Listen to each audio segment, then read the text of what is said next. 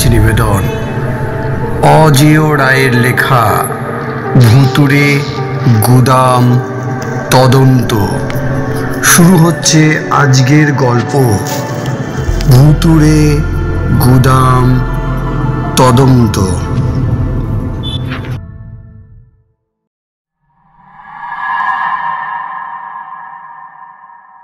বোলপুর শহর, ভবানী প্রেসের এক কোণে প্রেসের মালিক এবং সাপ্তাহিক বঙ্গবার্তা। সংবাদপত্রের সম্পাদকের পার্টিশন ঘেরা ছোট্ট কুঠুরি। এক বিকেলে রিপোর্টার দীপক রায় সম্পাদক শ্রী কুঞ্জবিহারী মাইতির কামরায় ঢুকে সম্পাদকের মুখোমুখি চেয়ারে বসে বলল, হঠাৎ তলব কেন?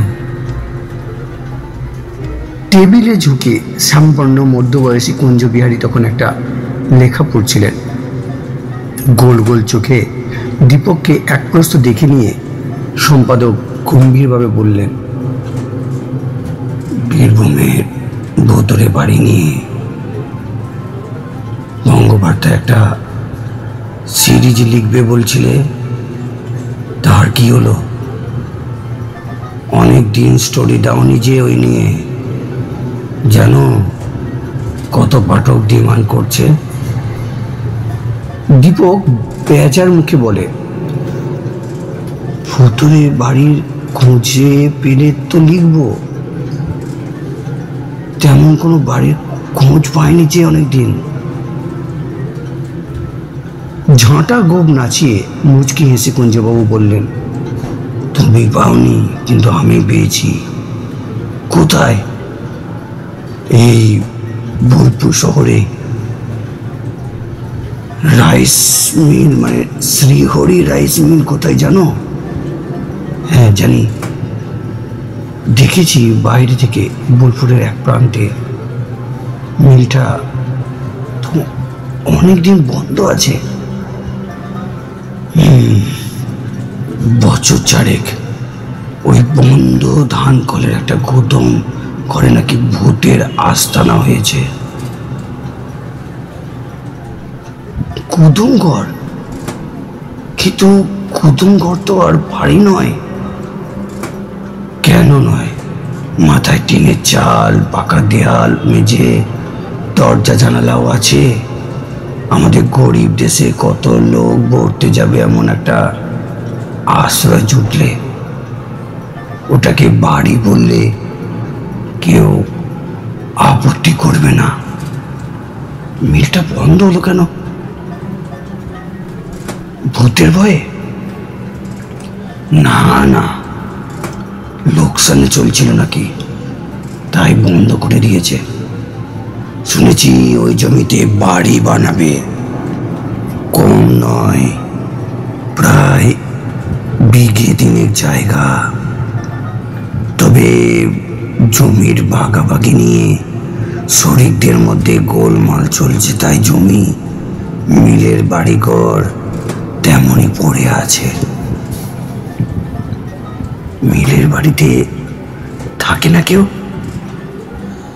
থাকে, 2-3 জন পুরনো কর্মচারী এখনো থাকে, একজন দারোয়ান আছে, আর মস্ত গুদম ঘরটার মিলের গাদা জিনিসপত্র,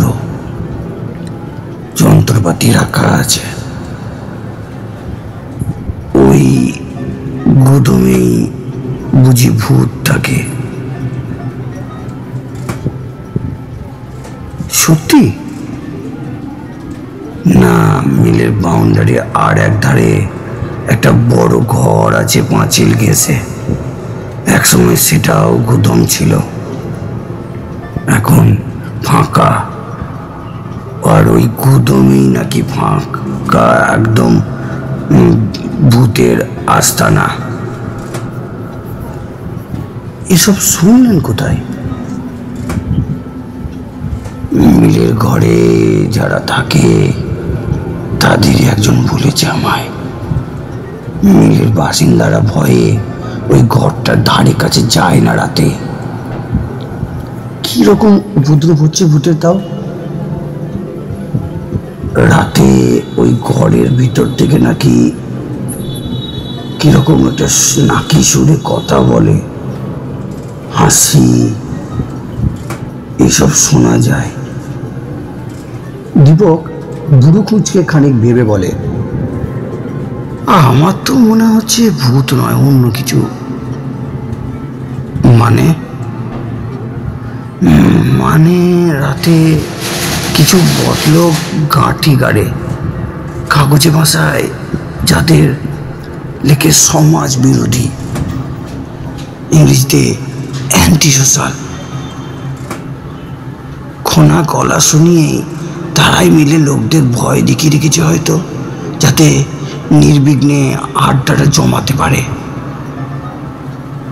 কেউ কি ওরকম সময় গিয়ে পরখ করেছে ভিতরে কারা, ভূত না মানুষ? হ্যাঁ, দেখেছে। মিলের দারোয়ান একবার মাস 3 আগে একজন সঙ্গী জুটিয়ে রাতে জানলা দিয়ে ওই গড়ের ভিতর টর্চ মেরেছিল। দেখে ঘর একদম ফাঁকা, অথচ তার একটু আগেই ওই ঘর থেকে কয়েকজনের গলা শোনা গেছে, হাসিও। গোটা রাতে ওই ঘর থেকে কাউকে বেরোতেও দেখেনি দারোয়ান। তারপর থেকে মিলের বাসিন্দাদের পুরো বিশ্বাস ওই খালি গোদাম ঘরে নিঘাত ভূতের উপদ্রব আছে। তবে এখনো পর্যন্ত মিলে যারা থাকে তাদের কোনো ক্ষতি করেনি ভূত। মিলের লোকেরাও ওদের একদম কাঁটায় না। এমন জোরালো প্রমাণ সত্ত্বেও দীপক অবিশ্বাসী ভঙ্গিতে মাথা নাড়ে। সম্পাদক রেগে বললেন, বেশ, নিজের চোখে পরখ করে আসো না, দিয়ে সত্যটা লেখো। নাকি ভয় করছে? ভয়? আমি কি যাব না বলেছি? তবে কেসটা বোধ হয় আপনার ভুতুরে বাড়ি সিরিজে ঢোকানো যাবে না। বেশ, যা দেখবে তাই লিখবে, তবে একটু সাবধানে যেও।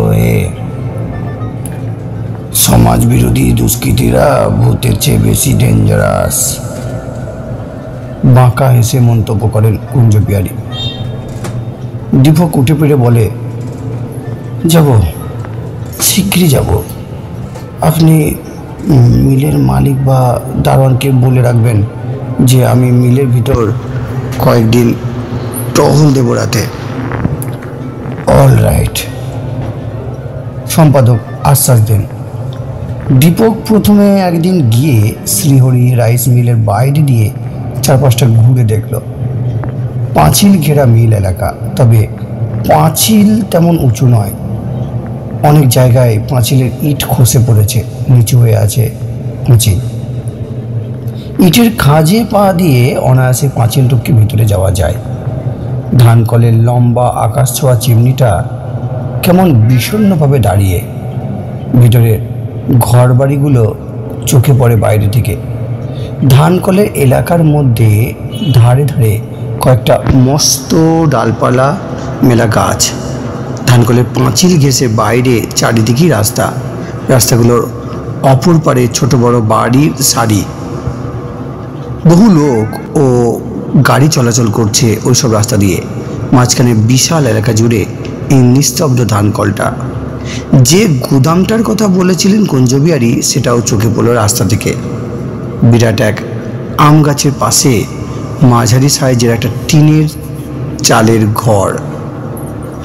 পরদিন দুপুরে দীপক শ্রীহরি রাইস মিলের ভিতরে ঢুকলো গেট দিয়ে। মস্ত চওড়া লোহার গেটের একটা পাল্লা খোলাই ছিল। দীপক সোজা হাজির হয় মিলের দারোয়ান গয়া প্রসাদের কাছে। নিজের পরিচয় দিতে গয়া প্রসাদ শশব্যস্ত হয়ে দীপককে নিয়ে বসালো একটা ঘরে। বলল, হ্যাঁ হ্যাঁ হ্যাঁ, মালিক বলিয়াছেন আপনি আসবেন, দেখবেন ঘুরবেন। তা বাবুজি, রাতে ঘুরলে ওই ঘরের কাছে যাবেন না। গয়াপ্রসাদ আঙুল দেখায় দূরে সেই ভুতুরে গুদাম ঘরটাকে। দীপক এসে বলে, আরে ঘরটা রাতে কি হয় দেখবো বলি তো আসছি। হায় রাম! শুনি দারোয়ানজির চোখ ছানা বড়া। ওই গুদাম ঘরে নাকি ভূত আছে? দীপক জিজ্ঞাসা করে। জরুর আছে বই কি, জানায় দারোয়ান। বেশ, সেটা আমি পর করে দেখবো রাতে। আমি কি জন্য আসছি এখানে তা এখানকার অন্য লোকেদের বা আর কাউকে বলো না। বলবে মালিক পাঠিয়েছেন কি সব দেখতে। ওরা ঘুমায় কখন?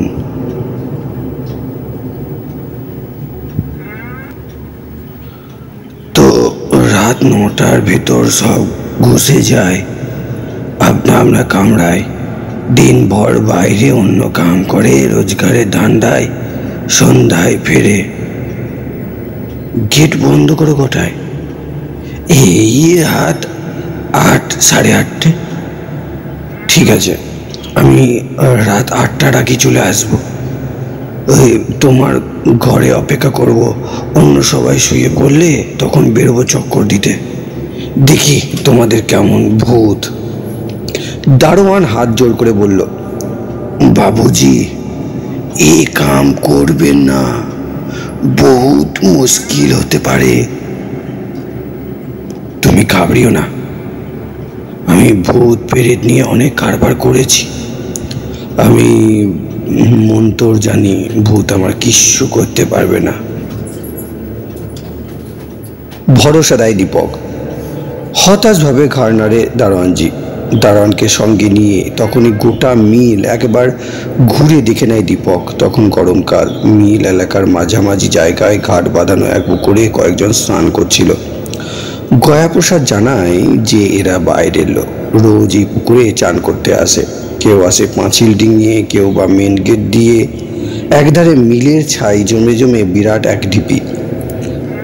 মিলের ঘরবাড়ি, বড় গুদামের সামনেটা আর ধান শুকোনোর জন্য প্রশস্ত সিমেন্ট বাঁধানো চত্বর মোটামুটি পরিষ্কার রাখা আছে। তবে বাকি অংশে ঘাস ও আগাছা জন্মে প্রচুর একটা স্তূপ তৈরি হয়েছে। দূরে পাঁচিলের গায়ে সেই পরিত্যক্ত ভুতুরে গুদাম ঘরটাও একবার ঢুকে দেখে নেয় দীপক। গুদাম ঘরটা দরজা আছে, টিনের পাল্লা ভেজানো। পাল্লাটা টানতেই ক্যাঁচ যন্ত্রণাময় আওয়াজ করে পাল্লা খুলে আধাআধি সেই ফাঁকা ঘর দিয়ে ঢোকে দীপক। তবে গয়াপ্রসাদ ঢোকে না ঘরে। গুদামটা একদম খালি। নানা জায়গায় পাকা মেঝের চটা উঠে গেছে, দেওয়ালের পলেস্তারা খসে পড়েছে। ঘরের ভিতর মেঝে থেকে হাত দুই ওপর দিয়ে দুদিকে দেওয়ালে সিমেন্টের চওড়া টানা তাক। দুটো লম্বাটে প্রায় ছাদ সমান উঁচু সিমেন্টের চওড়া থাক থাক তাকও রয়েছে, যেন পাল্লাবিহীন আলমারি। এসব তাক একদা মাল রাখার জন্য তৈরি হয়েছিল বোঝা যায়। পুরো ধুলো জমেছে মেঝেতে ও তাকগুলোয়। একটা ছোট জানলা আছে ঘরে, তার পাল্লা নেই, তবে মরচে পড়া মোটা মোটা লোহার শিকগুলো আজও অটুট। শিকের ফাঁক দিয়ে বিড়াল, পাখি ইত্যাদিরা যে ঘরে ঢুকতে পারলেও বড়সড় মানুষ গলতে পারবে না। দীপক নজর করে যে ঘরের এক কোণে মেঝেতে কয়েকটা দগ্ধ মোমবাতির অবশিষ্ট পড়ে রয়েছে। ঘরের কাছে আম গাছটায় কচি আম ধরেছে প্রচুর। আধ ঘন্টা ঘুরে দেখে নিল। মিল থেকে বেরিয়ে যায় দীপক। তারপর ওই সময় দারোয়ানজি ছাড়া মিলের বাসিন্দারা আর কেউ ছিল না এলাকায়। দীপক আবার ফেরে মিলে রাত 8টার কিছু আগে। সোজা গিয়ে ঢোকে দারোয়ানজির কুঠুরিতে। 3জন বয়স্ক ব্যক্তি ঘরগুলোর সামনে বারান্দায় বসে গল্প গুজব করছিল। তখন তারা কৌতূহলী চোখে দেখল দীপককে, তবে কথা বলার চেষ্টা করে না। দীপক যে আসবে দারোয়ানজি তাদের সে খবর দিয়ে রেখেছে বোঝা যায়।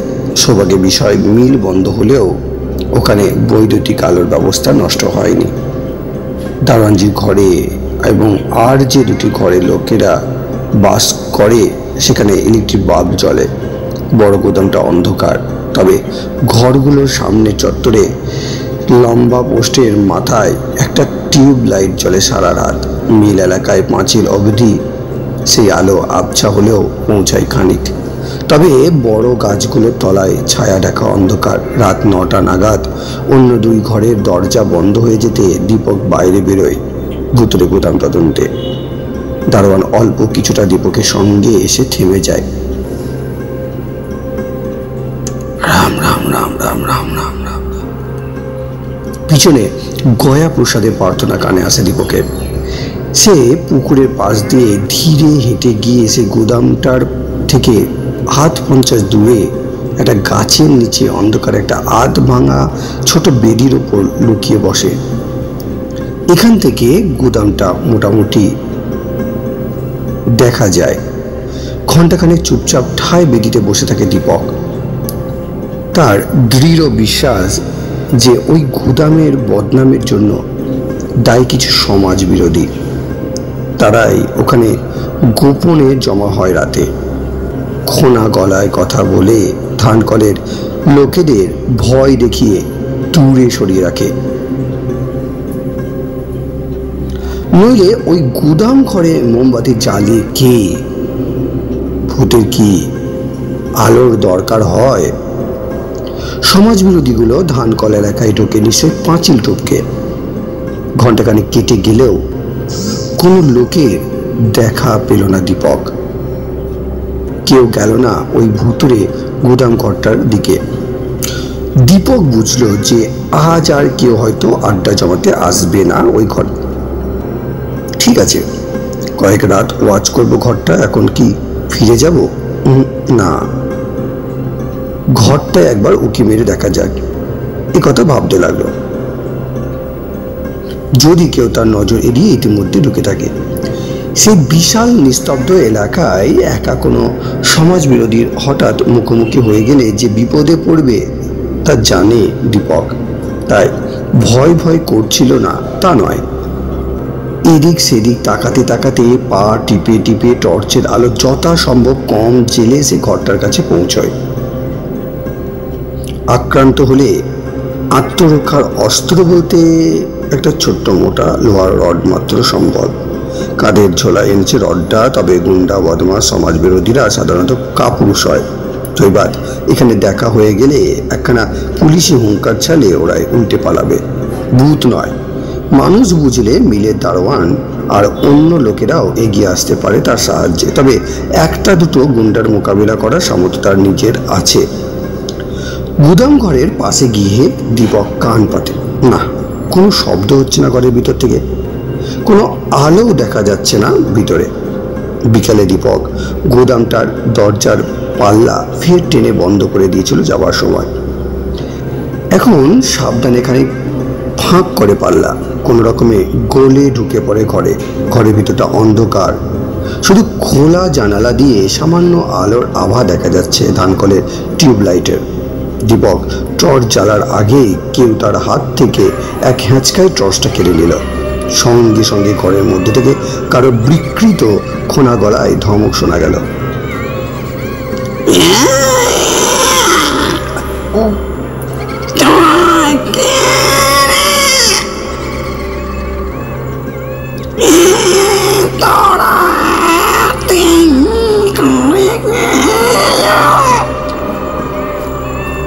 দীপক তৎক্ষণাৎ ভয়ে কাঠ। ওই কণ্ঠস্বর যে অমানসিক তার বুঝতে অসুবিধা হয় না। এই ঘর অন্ধকারে তার টর্চ যে দেখতে পায়, কেড়ে নিতে পারে, তা মানুষের পক্ষে অসম্ভব। দীপক বুঝতে পারে যে সে ভূতের খপ্পরেই পড়েছে। তার গা বেয়ে হিম শীতল ভয়ের স্রোত বয়ে যায়।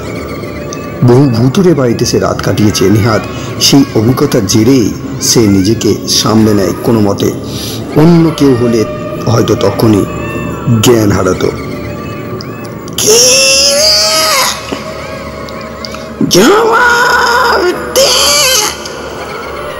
ফের ধমক।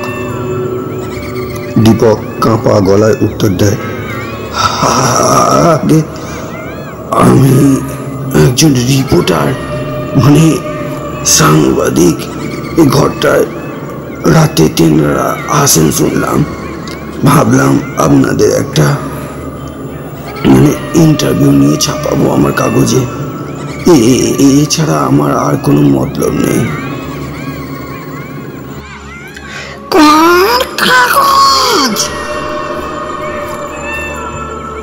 এই শটটা অন্য কারো, আগে সাপ্তাহিক বঙ্গবার্তা, বোলপুর থেকে বেরোয়। পড়েছি কাগজটা, তোর সাহস তো খুব। আগের রিপোর্টারকে অনেক কঠিন কঠিন ইন্টারভিউ নিতে হয়, অনেক বিপজ্জনক জায়গায় গিয়ে খবর জোগাড় করতে হয়, নইলে এই লাইনে উন্নতি হয় না, তাই এসেছি। বলতে বলতে মাইনে কেমন দেয়? খুব কম। বাবার ব্যবসা দেখি, তার ফাঁকে ফাঁকে এই শখের রিপোর্টারি করি। আশায় আছি একদিন বড় কাগজে চান্স পাবো।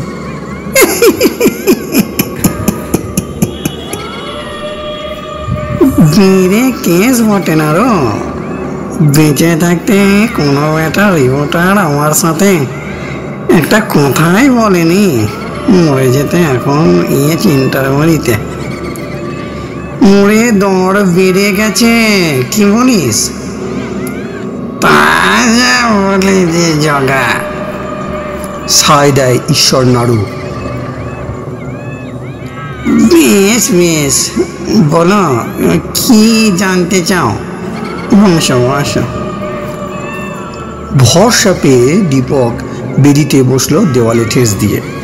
তার চোখে তখন অন্ধকার অনেকটা সয়ে গেছে। সে দেখল যে সেই অন্ধকার ঘরে তার মুখোমুখি বেদিতে পাশাপাশি বসে আছে যেন দুই মিষ্কাল মূর্তি। মানুষের মতনই যেন তাদের গড়ন, এর বেশি বোঝা যাচ্ছে না। দীপক ভেবে চিনতে প্রশ্ন করে, আগে আপনার পরলোকে এসে আছেন কেমন আপনারা? এই বিষয়ে জীবন্ত মানুষদের খুব কৌতূহল। বেশ আছি, খাসা আছি, প্রেত নাড়ু বলে ওঠেন। সংসারে দায়িত্ব নেই, বড় সাহেবের চক্রানি নেই, রোগ যাতনার বালাই নেই, যেখানে খুশি ভেসে যেতে পারি, বাস ট্রেনের ভিড় সইতে হয় না, আর কি চাই? জানো বলেছিস। অন্য অশরীরী সায় দেন। দীপক দুম করে একটা প্রশ্ন করে, আগা মানে আচ্ছা, আপনারা এমন নাকি সুরে খোনা গলায় কথা বলেন কেন? মরে অশরীরী হলে কি গলার দোষ হয়? একটু হয় বটে, বললেন নাড়ু।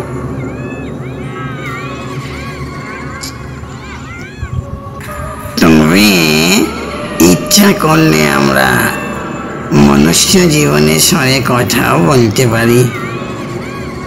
তোমার বুঝি কানে লাগছে? তাহলে তোমার মতনই কথা বলছি, তবে মুখ পচকে দু চারটে খোনা সব বেরিয়ে যেতে পারে বাপু।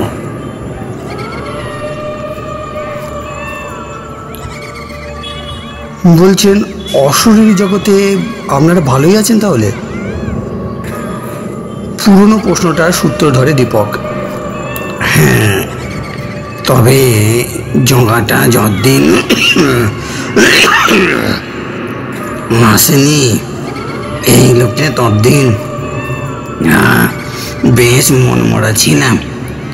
এই জগা মানে জগবন্ধু পাল আর আমি ছেলেবেলার বন্ধু।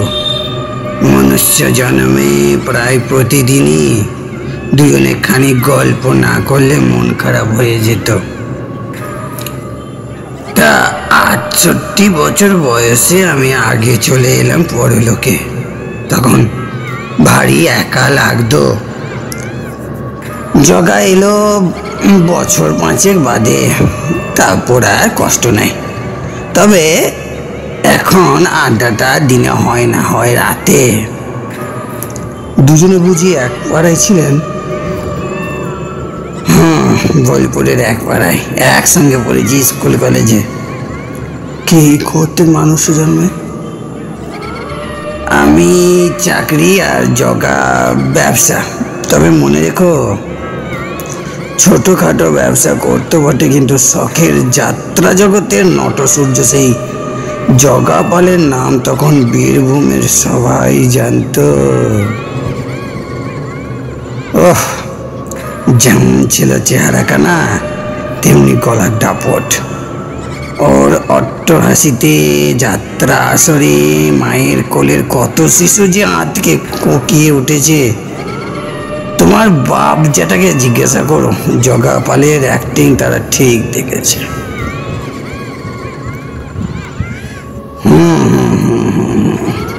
ঈশ্বর, জগবন্ধু একটু খুশির আওয়াজ ছেড়ে বলেন, তোমার কি কম খ্যাতি ছিল না জানো? হ্যাঁ, নাড়ু দত্তর মতন দাপুটে ফুটবল রেফারি তলনাতে আর দেখিনি।